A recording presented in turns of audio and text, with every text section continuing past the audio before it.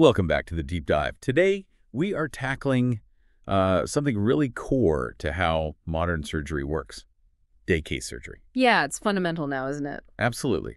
So if you're a learner, maybe a clinician, or just looking to get a solid grip on this from the key surgical texts, well, this is your deep dive. We're aiming for the blueprint for efficient, safe, patient-focused care. Mm-hmm. Our mission today isn't just sort of skimming the surface.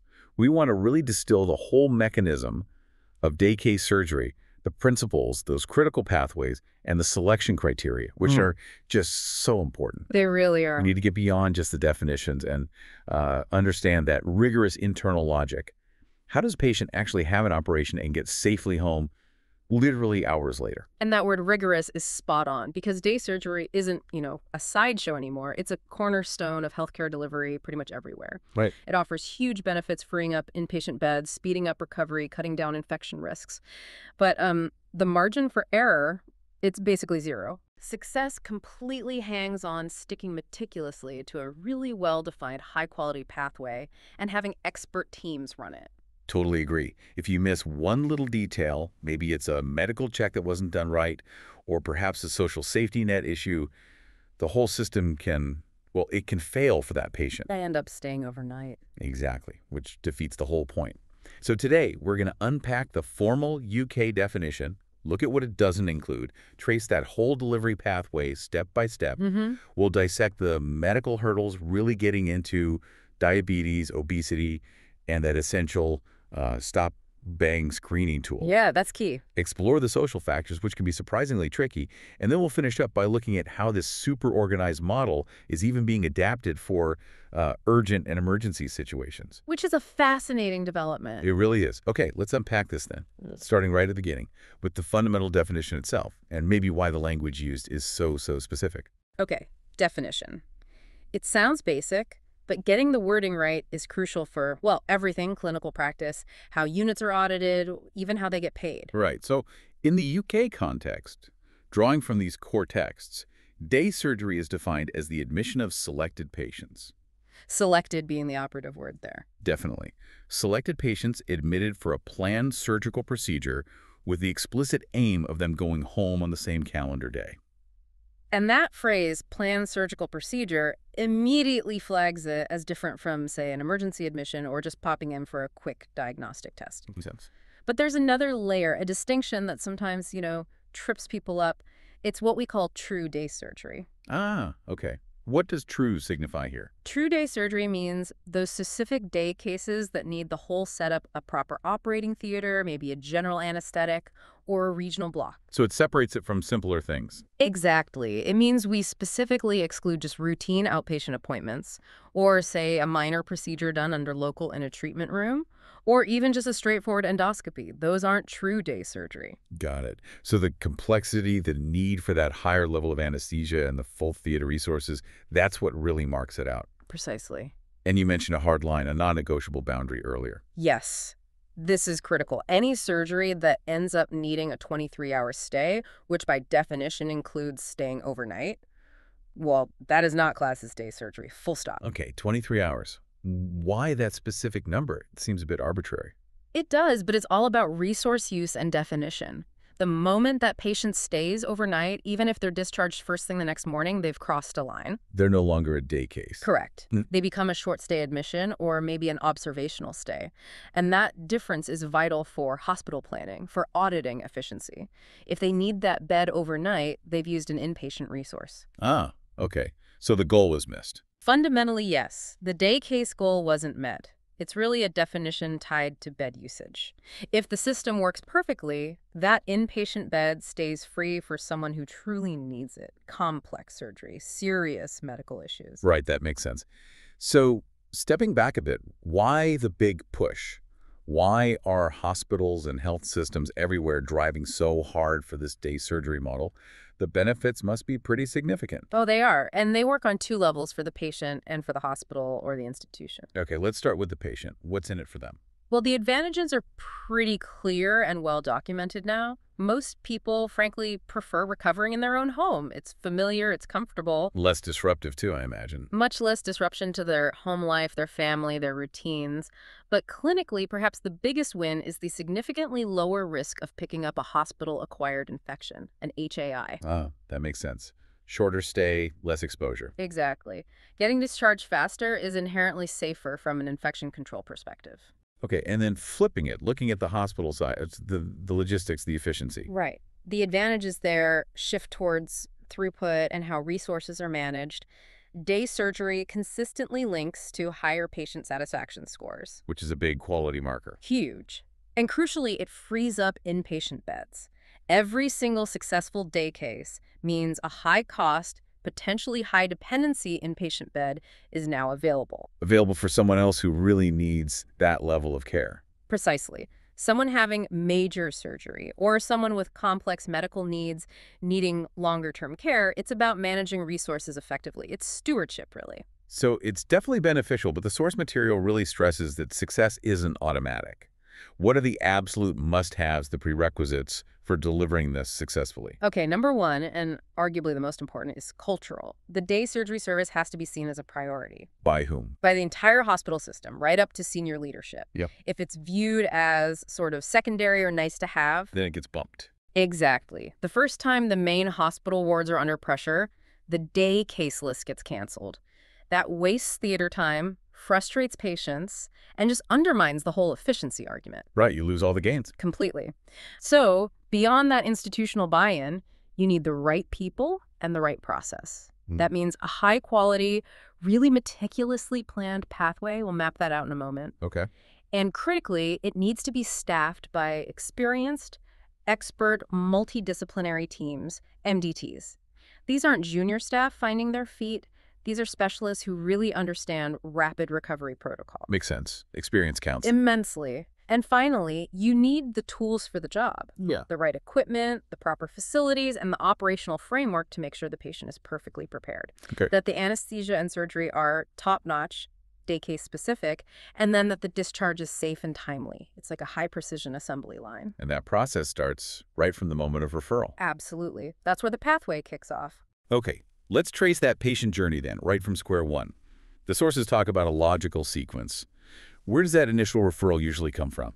Well, it can start in a few places, really. It could be a surgical assessment clinic, maybe a specific referral from A&E for a minor injury, a standard GP referral, or sometimes even from organized screening programs like for cancer. Right. The key thing is, once that referral happens, the patient enters this specific sequence, designed for speed, but also, crucially, for safety. So let's map that out. It goes from booking the procedure, then what? Then into the absolutely critical preoperative assessment phase. Okay. Then admission on the actual day, the surgery itself, then the recovery phase leading up to discharge, and finally, something that's often forgotten but is essential, the day surgery follow-up.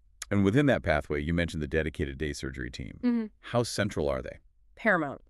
Ideally, this team, often it's led by an expert nurse and maybe an anesthetist. They should be the ones doing the patient selection and the preoperative assessment. Working with the surgical team. Exactly, supporting the surgical MDT. Having this specialized, somewhat centralized approach is really important because it minimizes selection bias. How so?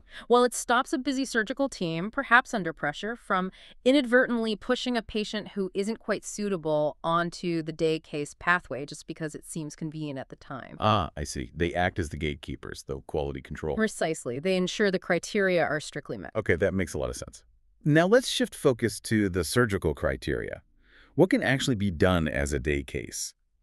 I have this vague memory that historically the rules were super strict. Oh, they were. For years, the unwritten rule basically was that day surgery procedures had to be done in under an hour. Right. If it looked like it might go over that, the perceived risk of anesthetic issues, recovery delays, it just seemed too high. But that's changed. Massively, thanks largely to the explosion in minimally invasive techniques. You know, laparoscopy, arthroscopy, keyhole surgery, basically. Less impact on the body. Much less physiological disruption, lower complication rates overall, and as a result, much, much faster recovery times. So where does that leave us now with procedure duration? Is the 1 hour rule gone? Completely gone. The change is quite staggering, actually.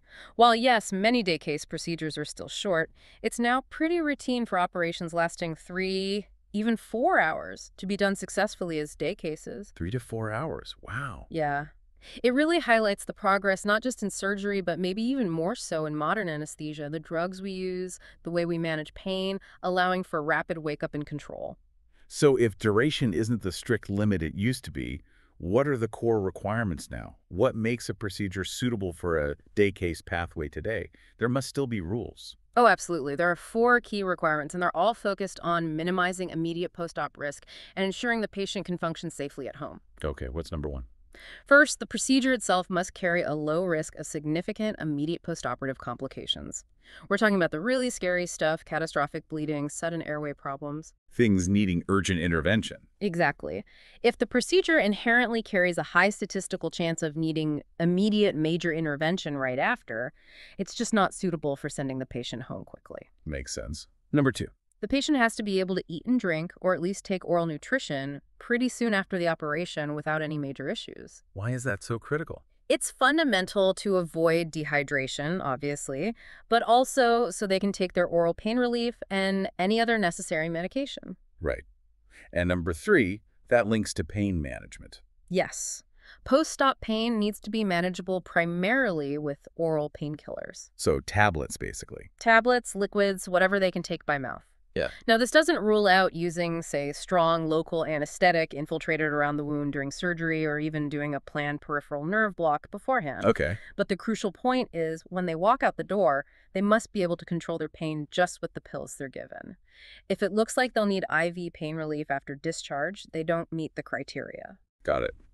And the fourth requirement, focused on mobility. Yes, the patient must be able to mobilize post-operatively. That might be independently or perhaps with crutches or a frame, whatever's appropriate for the surgery. But they can't be bedbound. No. If the surgery leaves them completely unable to move or heavily sedated, they simply can't be discharged safely that day. If all 4 of those criteria are met, then realistically, the procedure should be considered a default day case. Okay, those 4 make sense. And to really underline the scope of what's possible now, let's talk numbers. The British Association of Day Surgery, big SS, they have this directory of procedures, the DOP. Yeah, it's a key document. And it lists, what, over 200 procedures suitable for day case? Well over 200 now. And importantly, these aren't just suggestions. They represent the expected standards for units that are performing well. And the recommended day case rates they list are surprisingly high for some things. They are incredibly high, and that really shifts the clinical mindset. If you look at orthopedics, for instance, or routine arthroscopy of the knee or the shoulder, the recommended day case rate is 99%. 99%. So basically, if someone stays overnight after a standard knee scope, that's the exception, not the rule. Absolutely. It becomes an event that needs explaining, an outlier. And it's not just these sort of smaller joint procedures either. Yeah. In ENT, tonsillectomy.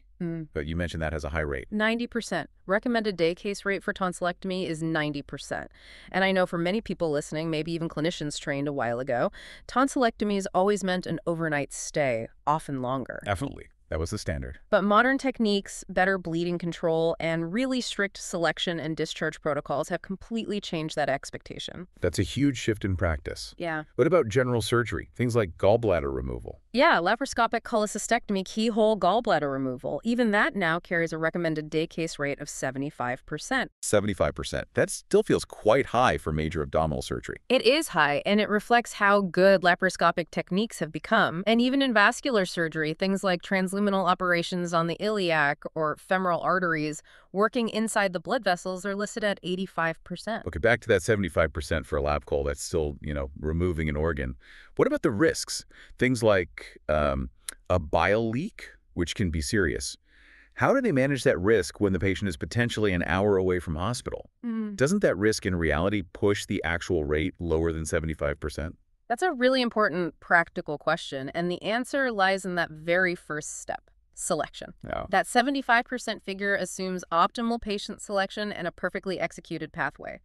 When a patient is chosen for day case lap call, it means they are already deemed low risk. So no complications expected. Well, you never say never, but they typically wouldn't have signs of acute gallbladder inflammation, no complex history like stones in the main bile duct, and their general health, their ASA status, is stable. Now, if during the operation the surgeon runs into unexpected difficulty, maybe the anatomy is tricky, or if the patient's recovery in the immediate post-op phase isn't completely smooth, say, they have persistent pain that's hard to control, or significant nausea. And then the plan changes. Instantly, the day case pathway is stopped and they are admitted as an inpatient.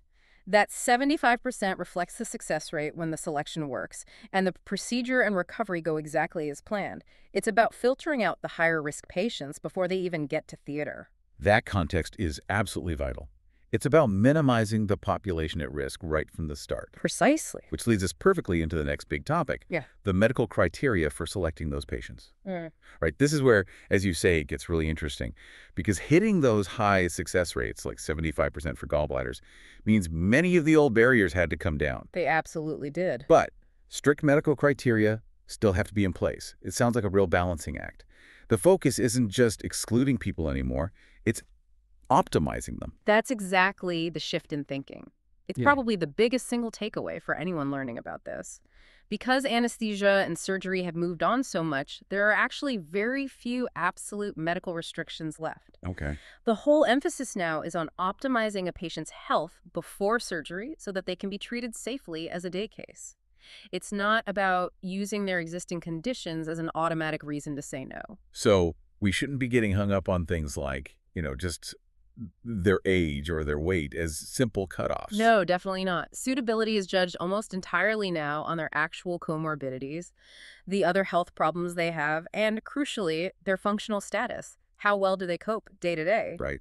And the sources are really clear that actually older patients and patients with a higher BMI can sometimes benefit hugely from day surgery. How so? Well, if you can use techniques like awake surgery, maybe with a regional block, or use those really short-acting anesthetic drugs we talked about, they can recover faster, mobilize quicker, and avoid some of the risks of a longer inpatient stay and a bigger anesthetic. But there must still be some hard stops, some medical red lines. Oh yes, there are definite medical exclusions. If a patient is classified as ASA 4 or 5, that's the American Society of Anesthesiologists scale, basically meaning they have severe systemic disease that's a constant threat to life, or they're near death, they are completely excluded, no question. Okay, that makes sense. What about ASA 3? That's severe systemic disease, but not immediately life-threatening. An unstable ASA3 is also an exclusion. That means they have that severe disease, but it's not currently well controlled or optimized. Right.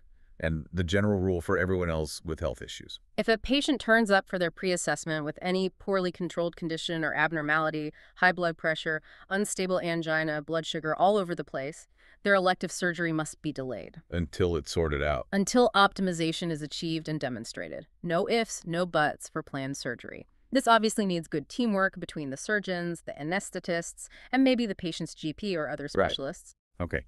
Let's drill down into some specific conditions then. Diabetes is incredibly common. What's the practical boundary for safety there?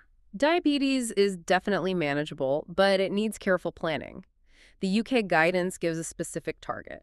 Patients with well-controlled diabetes, and they define that as an HbA1c level below 69 millirormol can generally be managed safely as a day case. So that HbA1c, the measure of long-term blood sugar control, is the key metric. It's the key initial gatekeeper. The thinking is, if their long-term control is good, below 69, their risk of having a major metabolic problem during or just after the surgery is much lower. What if their HbA1c is higher than 69? Poorly controlled. Then, straight away, they face higher risks, more chance of cardiovascular problems, wound healing issues, infection. So in that situation, for elective surgery, the rule is delay. Okay. The pre-assessment team needs to liaise with the GP or the diabetes specialist to get that control tightened up before they reschedule the surgery. Optimization takes priority. You mentioned an exception earlier, though.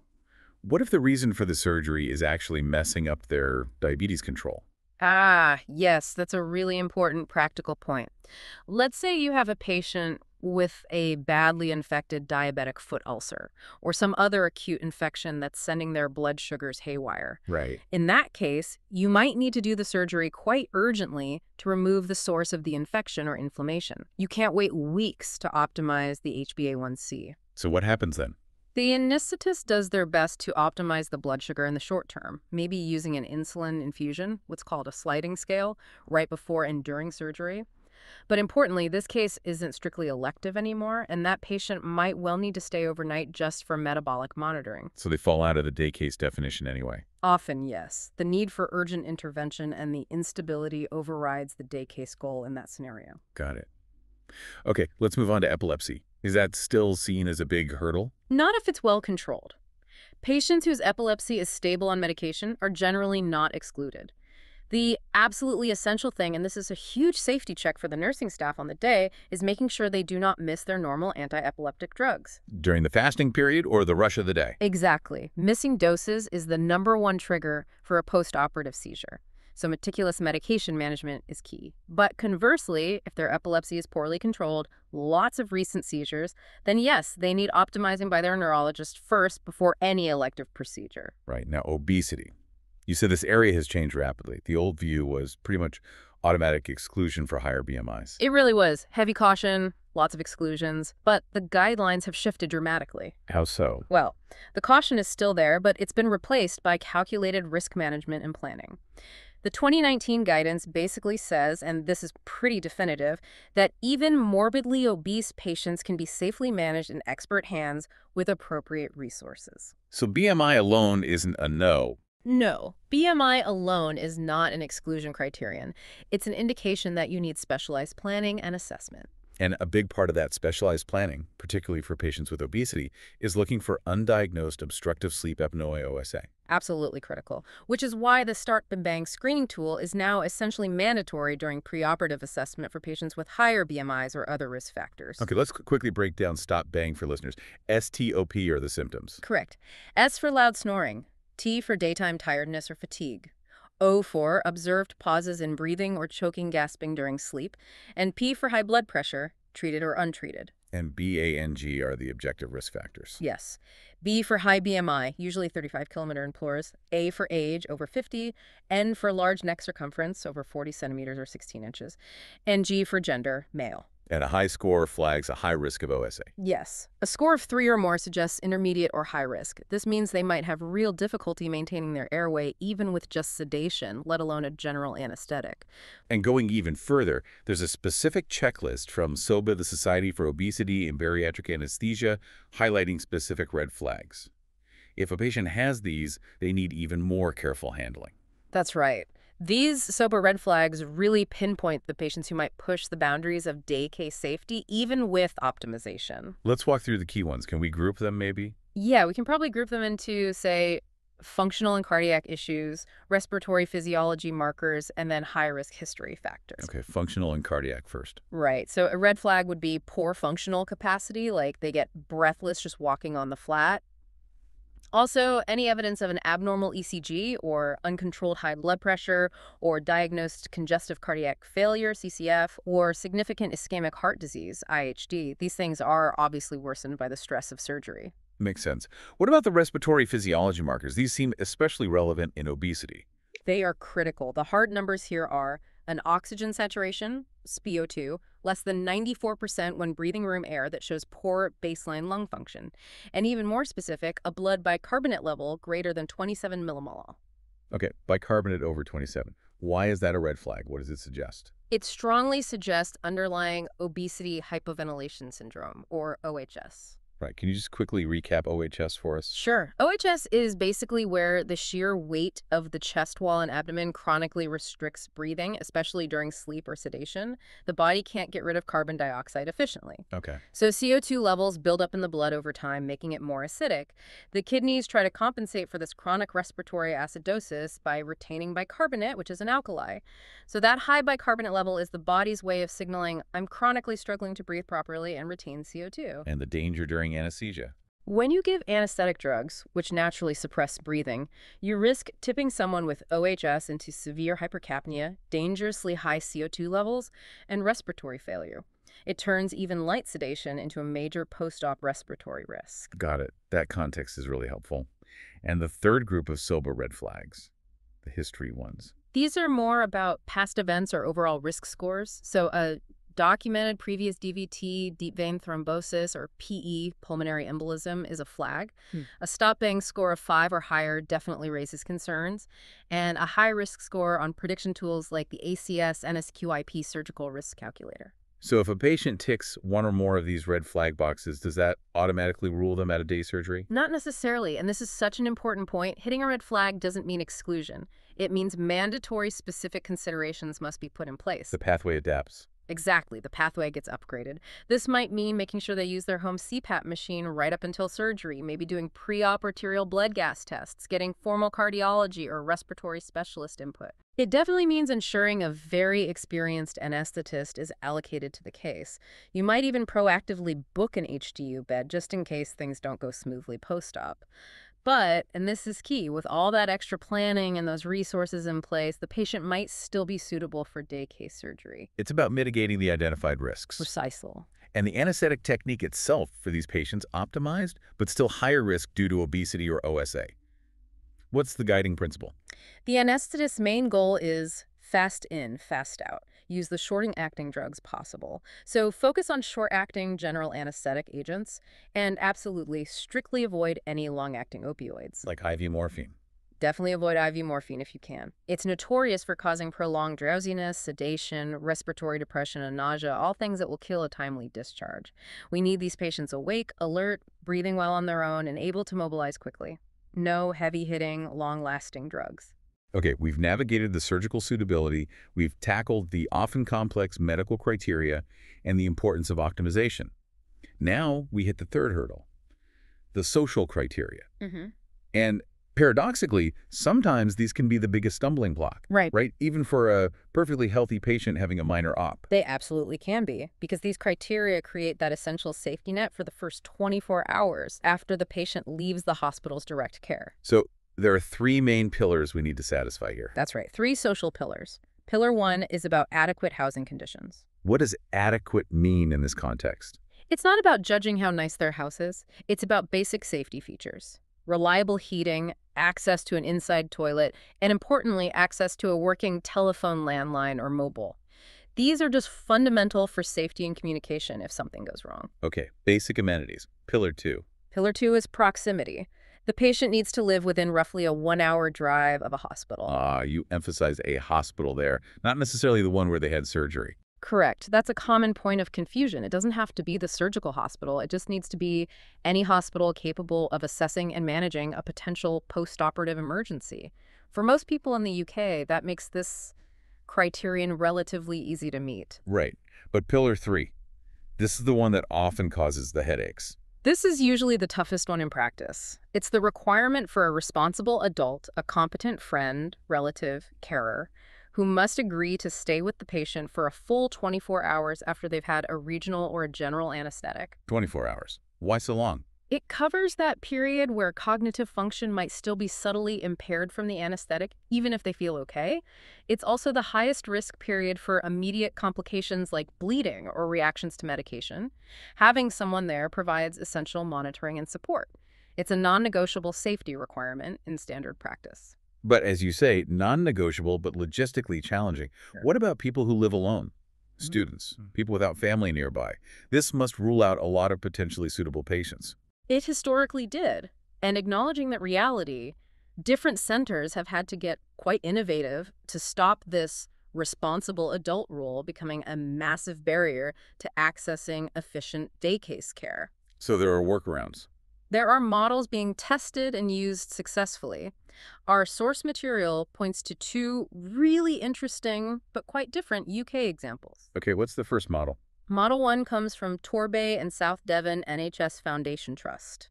Their approach is quite direct. They basically solve the problem for the patient. No. They arrange and provide professional carers to go into the patient's own home to cover that crucial 24-hour supervision period. Wow. Okay, so the hospital provides the responsible adult. Effectively, yes. It's obviously got resource implications, it costs money, but it's a very robust solution that maximizes the number of patients who can benefit from day surgery, regardless of their personal support network. It definitely guarantees safety. What's the second model? You said it was more radical. Yes, this one's from the Norfolk and Norwich University Hospital. Their approach is genuinely radical because it actually challenges the absolute necessity of the 24-hour responsible adult for certain very carefully selected patients. They have this thing called the home alone flowchart. Home alone. Okay, intriguing.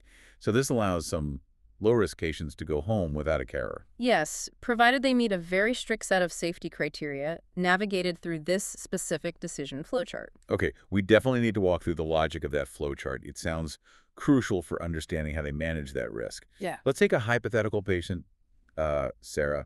She lives alone, having a minor hand operation under a short GA. Okay, Sarah. So the very first question on the flowchart, which applies universally, is the planned surgery laparoscopic or does it involve the airway? Why those two specifically?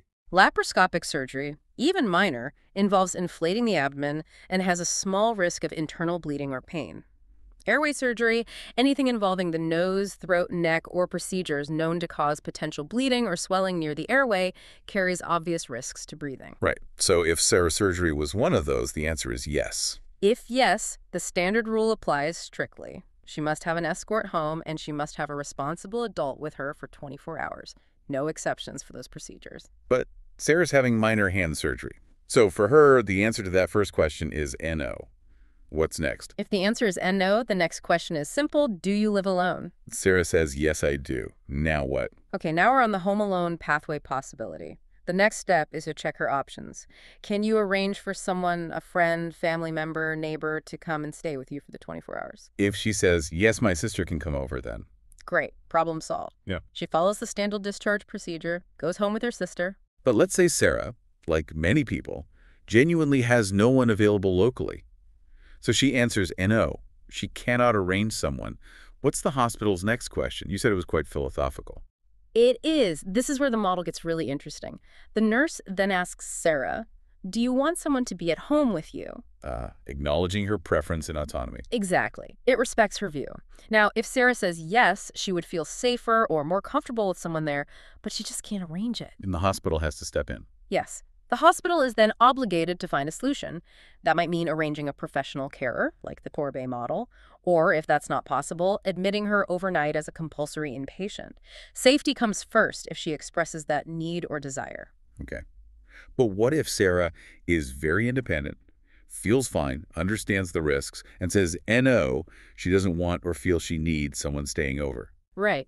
If she says NO and she meets all the other stringent medical and surgical discharge criteria, minimal pain, fully awake, stable vital signs, understands instructions, etc., then under this protocol, she is permitted to be discharged home without a responsible adult staying overnight. She becomes a home alone pathway patient. Correct. But there's still one final check, isn't there? Something that applies to absolutely everyone leaving after an anesthetic, whether they're going home alone or not. Yes. The last non-negotiable safety net.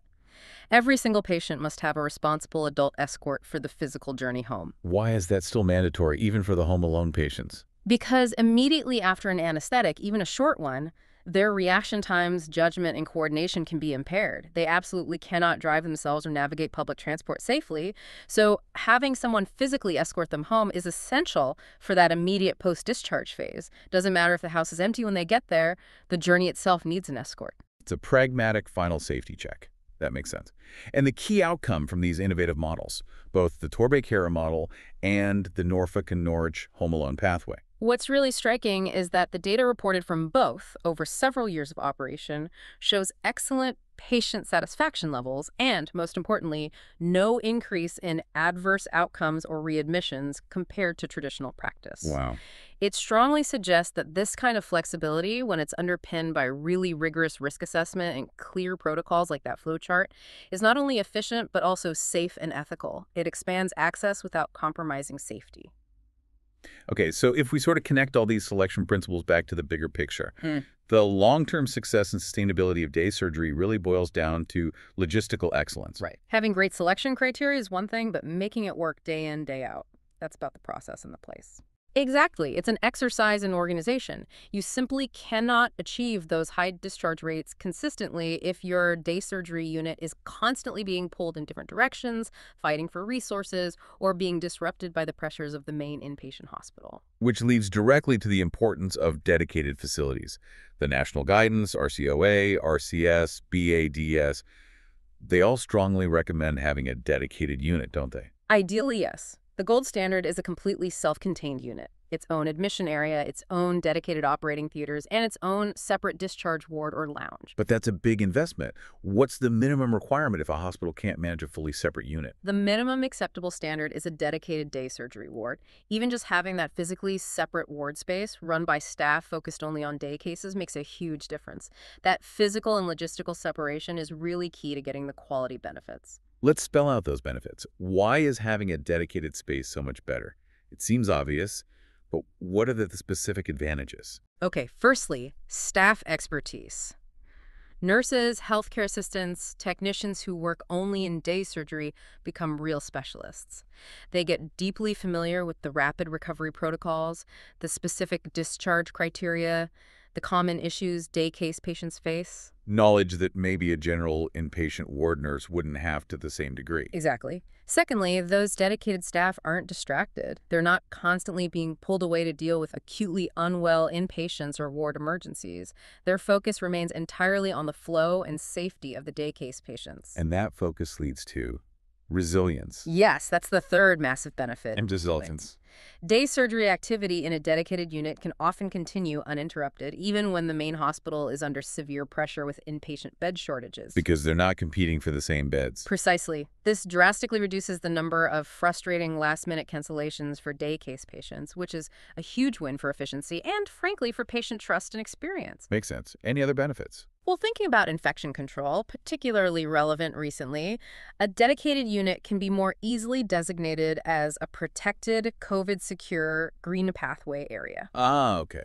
Protecting vulnerable patients. Yes, ensuring that patients who might be immunocompromised or medically vulnerable can still proceed safely with necessary elective surgery. What about the psychology for the patients themselves? Does being in a dedicated unit make a difference? I think it makes a huge difference. When patients are in an environment where they see everyone else around them getting up, getting dressed, and going home successfully the same day, It becomes the expectation. it becomes the norm. Yeah. It reinforces the message that this is achievable, and it really motivates patients to actively participate in their own recovery, mobilizing early, managing their pain effectively. This definitely links to higher satisfaction and better quality outcomes overall. Okay. Dedicated units are key. Yeah. Now, moving back to the process itself. Preoperative assessment. You said this is the crucial gate. Absolutely. A core principle of successful day surgery is having a well-informed, well-prepared patient. And that process starts way back. The day surgery message, the expectation of going home same day, needs to be communicated clearly and consistently right from the initial referral through the booking process and strongly reinforced at pre-assessment. And the assessment itself. Is it doctor-led? Ideally, it should be nurse-led, usually by experienced nurses with specific training in pre-assessment. They follow standard medical assessment principles, of course, but they apply a specific day surgery filter. What's that filter? What are they constantly asking themselves? They're acting as the pathway optimizers. For every patient, they're thinking, okay, is there a medical issue here, like the HbA1c being slightly too high, or blood pressure needing adjustment that could be optimized with a short delay, allowing this patient to become eligible for day case? So fixing the problem, not just flagging it. Exactly, and the same applies to social factors. This patient lives alone and needs an escort. Can we explore options? Can we signpost them to volunteer driver services? Can we investigate the home alone criteria if applicable in this trust? The goal is always to enable day case status safely, not just tick boxes for exclusion. Right. Proactive problem solving. That's the mindset. Okay, fast forward to the actual day of admission. Standard fasting rules apply, obviously. But the source material mentioned a small practical point about encouraging mobility. Yes, it's a small thing but makes a difference. Patients should be actively encouraged to walk to the operating theater whenever it's feasible and safe. Why? Well, it promotes physical readiness, it can reduce some of the anxiety associated with being passively wheeled on a trolley, and it just keeps them active and engaged in the process, which fits the whole ethos of rapid recovery. Okay. Now, the operating list itself, getting the order right, seems crucial for making sure everyone gets home on time, especially if the recovery unit has set closing hours. Yeah. What's the general principle for scheduling? The main rule of thumb is to schedule the operations known to take longer or procedures on patients who are expected to recover more slowly early on the list, first or second. Examples. So maybe that more complex laparoscopic cholecystectomy we talked about, or surgery on a very elderly patient, someone with multiple significant comorbidities, or a patient with a very high BMI. Putting them early gives them the maximum possible time in the recovery ward afterwards to meet all those discharge criteria before the unit potentially closes or staffing reduces. That makes perfect sense. But you also mentioned this needs to be balanced against patients who have a clinical need to be absolutely first. Yes, there's a balancing act. Certain patients must be prioritized for the very first slot on the list, overriding the longest case first principle. Who falls into that category? A classic example is a patient with insulin-dependent diabetes. You simply cannot keep them fasting for hours waiting for a midday or afternoon slot. It's clinically risky due to potential hypoglycemia. Yeah. Similarly, patients with severe learning difficulties or significant behavioral challenges who find prolonged waiting extremely distressing should also be prioritized for the start of the list. It minimizes their anxiety and helps maintain cooperation throughout the process. Right, we're moving into the theater now, the intraoperative phase. The key here seems to be really slick teamwork between the surgeon and the anesthetist, both focused on that next step, rapid recovery. Absolutely. Seamless integration is vital. On the surgical side, the principle is basically do your usual safe operation, but keep discharge in mind. Meaning surgeons should perform the procedure using their standard proficient technique, but they need to be mindful of doing things that might unnecessarily complicate or delay discharge. Like using drains. Drains are a classic example. They should generally be avoided in day case surgery if possible. If a drain is deemed absolutely necessary, then there must be a crystal clear documented plan for who is removing it, when, and what the criteria are for removal, agreed before the patient leaves theater. And that links to documentation generally. It needs to start right there in the OR. Yes, definitely. Any specific post-operative instructions, particular care needs, or critical discharge information must be documented clearly and immediately in the operation notes or anesthetic record. Why is that immediate documentation so important? It prevents delays later. The recovery nurse shouldn't have to waste precious time hunting down the surgeon or anesthetist hours later to clarify what dressings are needed, what mobilization is allowed, or what specific follow-up was planned. Getting it documented instantly saves minutes, which add up quickly when you're trying to ensure timely discharge. Okay. And the anesthetist's role? Still absolutely pivotal at this stage. Hugely. Their focus is really twofold: providing meticulous, effective pain relief from the outset, and critically, being aggressive about preventing postoperative nausea and vomiting, PONV. Ah, yes, PONV, the enemy of day surgery. It really is. Persistent nausea, or worse, actual vomiting, will bring the discharge process to a screeching halt. It's miserable for the patient and instantly makes them unsafe to go home. So prevention is key. Prevention is everything. That means using a multimodal approach combining different types of anti-sickness drugs, antiemetics, that work in different ways, often starting them as a pre-medication before the patient even gets to theater, especially if they have known risk factors like previous PONV or motion sickness. And the choice of anesthetic agents and painkillers. We touched on this, but let's just hammer it home. Short-acting is the mantra. Use general anesthetic agents like propofol that wear off quickly. Use short-acting muscle relaxants if needed. Use rapid offset pain relief during the case, maybe like remifentanil infusion. Okay. Consider day case spinal anesthetics or regional nerve blocks whenever appropriate, as they provide excellent pain relief with minimal systemic drug effects.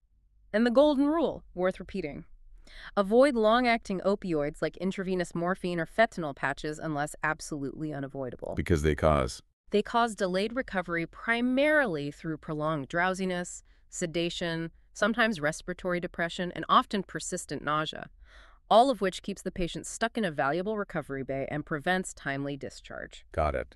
Okay, surgery's finished. Patient goes to the recovery area. Now the focus shifts entirely to the clock and getting them ready to leave. The whole environment needs to support that. Yes, the culture, the expectation in the recovery unit is vital.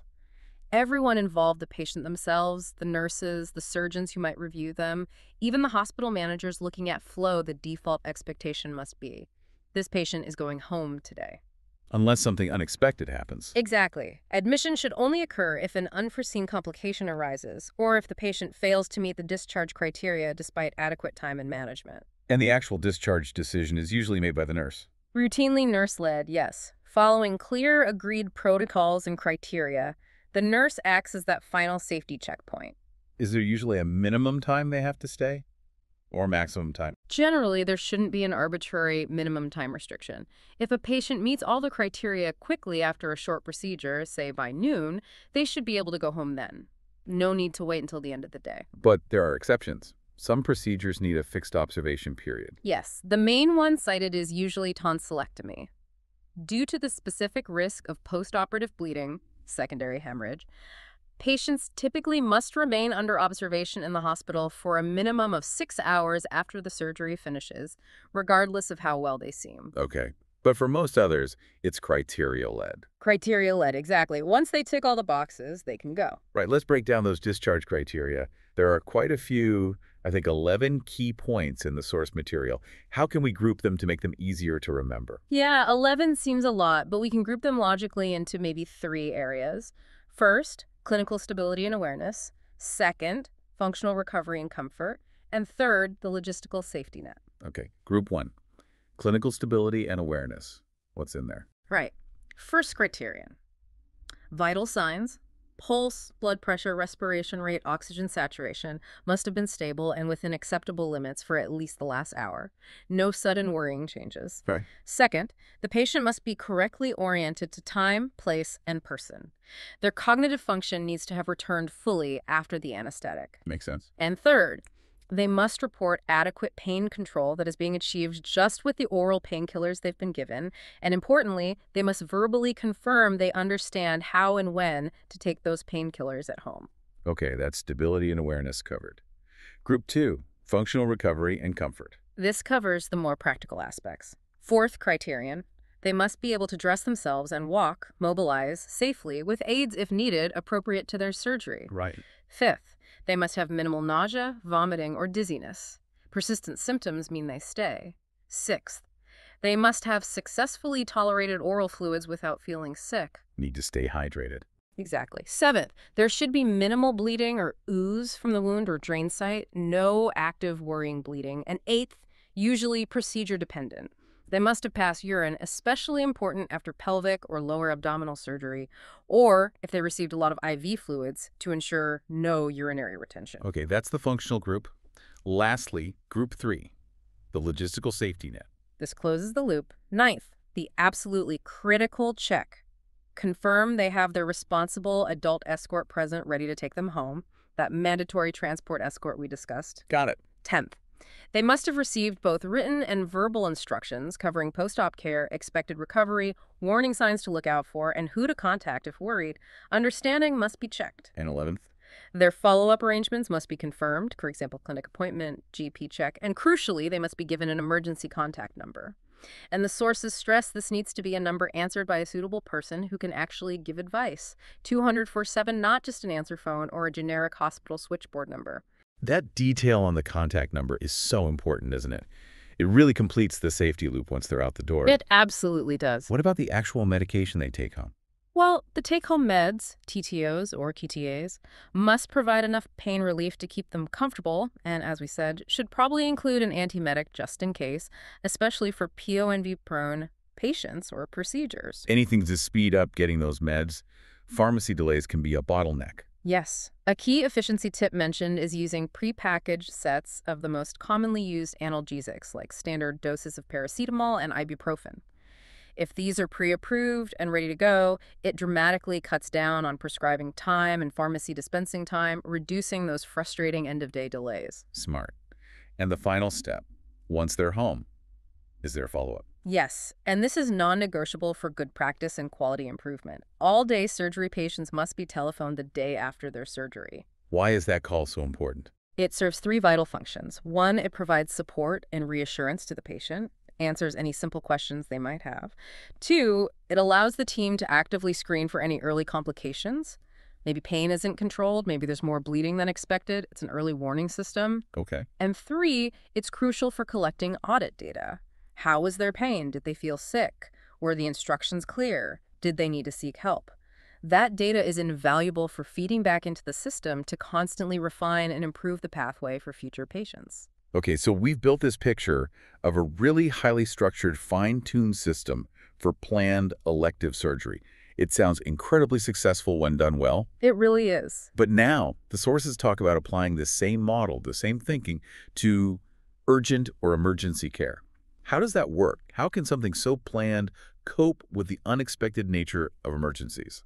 Well, the rationale behind it is actually very compelling, and it's driven by both patient welfare and system efficiency, much like elective day surgery. Think about many common emergency surgical conditions, maybe draining a simple abscess, or repairing a cut tendon in the hand, or dealing with an incomplete miscarriage.